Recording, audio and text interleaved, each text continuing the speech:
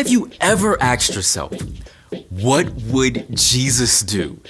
It's a question people have been asking for 2,000 years, and it's every bit as important now as it was then. So, what would Jesus do? Well, we don't have to guess. Jesus showed us and told us himself. Love God, love others. So, when your brother is sad, you can love by listening and encouraging. When your friends argue, you can love by not taking sides and helping to make peace. But living like Jesus is hard if you're not spending time with Jesus. You can read or listen to stories of Jesus in the Gospels, Matthew, Mark, Luke, and John, all about the things Jesus said and did.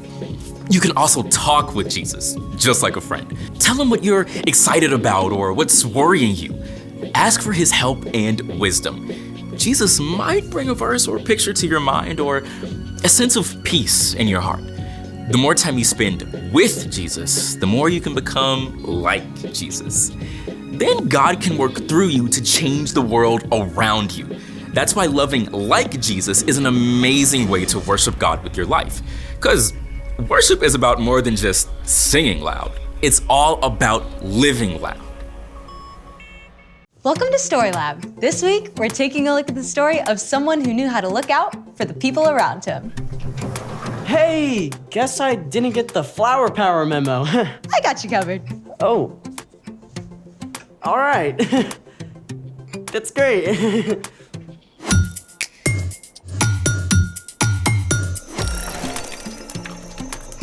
Hey, I'm Skylar. And I'm Sebastian. All summer, we're talking about what it looks like to live like Jesus. Also, we're setting up awesome activities for STEAM Camp.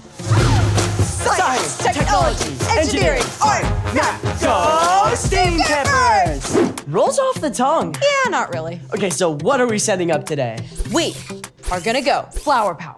On it. We can use this fine flour to power some chocolate chip cookies, a cake, or even some scones. Not that kind of flower. Okay.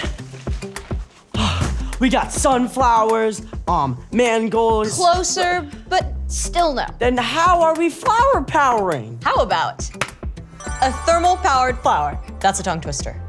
Sure. Let's make it.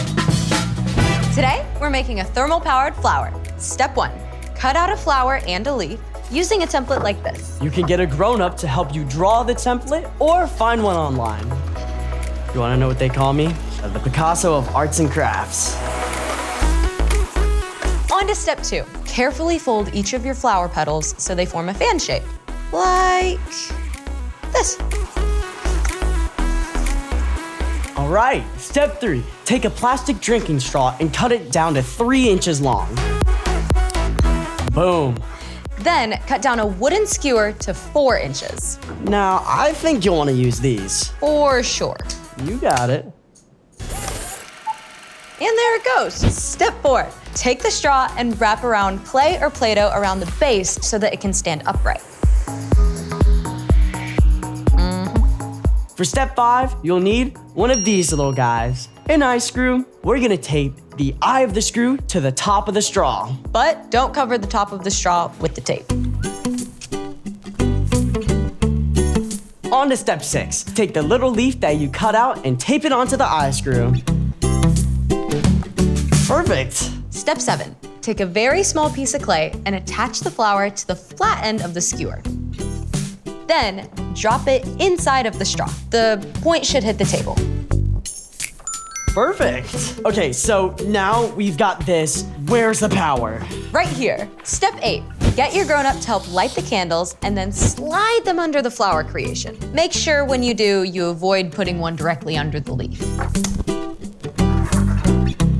I'm already seeing a little bit of movement. Whoa! Look, there it goes. Let's put all the other ones. There it goes. It's like a little flower merry-go-round. As the candle flames heat up the air around them, the warm air rises. This creates a gentle breeze that catches the petals and causes the flower to spin. You are the wind beneath my wings. Settle down, Bet. I just love how the flames provide such a great boost for the petals. Looking out for their flower friend. Speaking of looking out for others, it's time for... The story before the story. Today, we're in the book of Luke.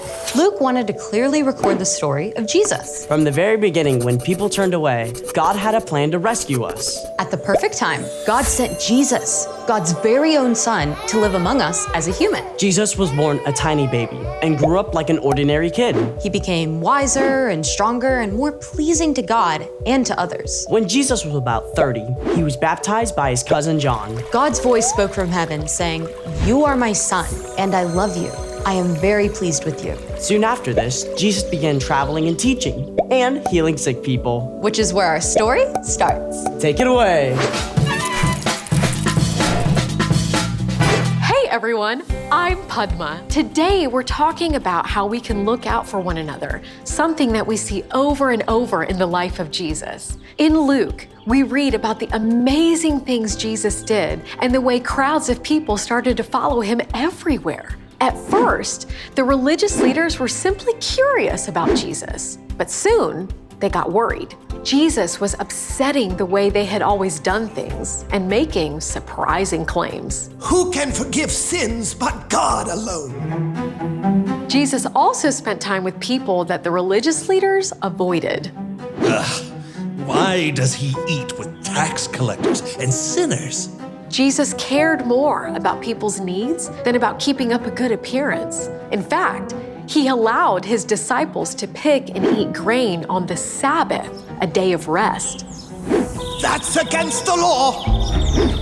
The religious leaders were talking about the special laws that God had given the Israelites when Moses led them out of Egypt. God wanted the people to learn to rest and to take time to connect with God. Remember to keep the Sabbath day holy. Do all your work in 6 days. Over time, the religious leaders got worried about breaking this law. So they began to put more rules around the Sabbath to make sure they didn't work, like dozens more rules. You couldn't travel more than 1/4 of a mile from your house. You couldn't even light a fire or kill a fly. Those extra rules were not from God. Instead of making the Sabbath more restful, it made it more stressful for most people. One Sabbath day, Jesus entered a synagogue and began to teach. In the crowd sat a man with a weak, twisted hand. Right away, the religious leaders went on high alert. Do you think he's going to heal that man, even though it's the Sabbath? Healing definitely counts as work. Jesus knew right away what the leaders were thinking, so he spoke to the man with the twisted hand. Get up and stand in front of everyone. You can imagine, this man was excited and nervous, but he got up and stood there as everyone stared. Then Jesus confronted the religious leaders. What does the law say we should do on the Sabbath day? Should we do good or should we do evil? Should we save life or should we destroy it? Nobody dared answer. So Jesus spoke to the man with the twisted hand. Stretch out your hand. The man reached out. Everyone could see his hand had become completely whole and good as new. Amazing! Am I right? But the religious leaders did not celebrate with the man who had been made whole. Instead, they got super angry. See, Jesus had not broken God's law about the Sabbath, but all those extra rules made by the religious leaders. Jesus chose to ignore those extra rules in order to care for a man who was hurting and to make him well. But the religious leaders were so wrapped up in fear and in making themselves look good that they cared more about their own rules than about helping people. And so they began plotting how to stop Jesus. Jesus never let what others thought control his actions. Instead, he demonstrated for us all what the Apostle Paul later wrote to the Philippians. None of you should look out just for your own good. Each of you should also look out for the good of others. And that is the end.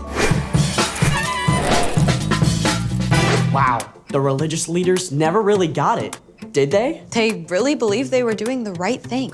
They sure did, but in the end, They were just looking out for themselves. So, what's our part in the story? All this summer, we're talking about how we can live and love like Jesus. And when we look at Jesus, we see that he kept his focus on other people instead of on himself. He cared more about looking out for others than making himself look good. That's so hard to do sometimes. I mean, my default setting is me. Yeah, it's easy to think about what I want and what I need.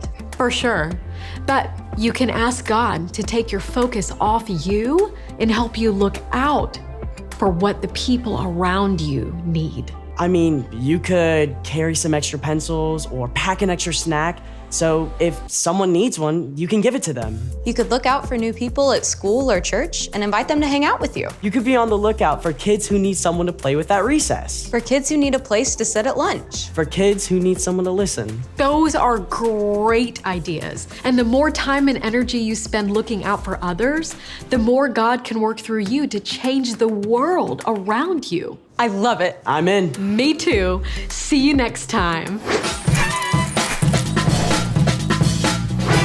So here's the thing. Look out for one another. Your family. Your friends. Your classmates. Your neighbor. Because then they can say, "You are the wind beneath my..."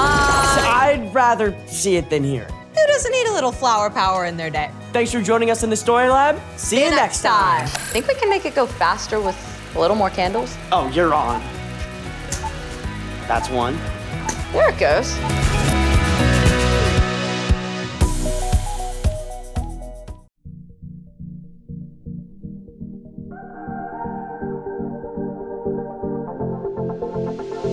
I see